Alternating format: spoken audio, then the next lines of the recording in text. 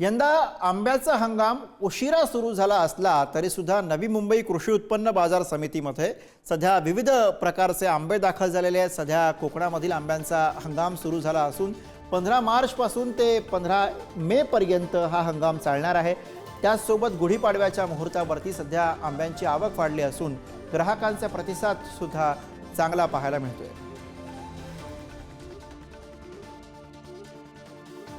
सुरुवातीला तर रेट जास्त होते, परंतु गेल्या आठवड्यामध्ये ते 2 ते 3 हजार रुपयांनी रेट खाली आलेले आहे। बहुतांशी गिराईक ही पाडव्याच्या मुहूर्तावर आंबा खरेदी करत असतात आणि त्याची जी काही खरेदी असते ती आज सोमवारपासून सुरू झालेली आहे। कारण हा आंबा येतो तो कच्चा आंबा येतो आणि त्याला पिकायला कमीत कमी 4 ते 5 दिवस लागतात। त्यामुळे हा आंबा आज खरेदी केलेला आंबा हा गुरुवारी किंवा शुक्रवारी ग्राहकांना तयार होऊन जाईल। त्यामुळे पाडव्याच्या दृष्टिकोनातून आता खऱ्या अर्थाने आंब्याचा हंगाम चालू झालेला आहे।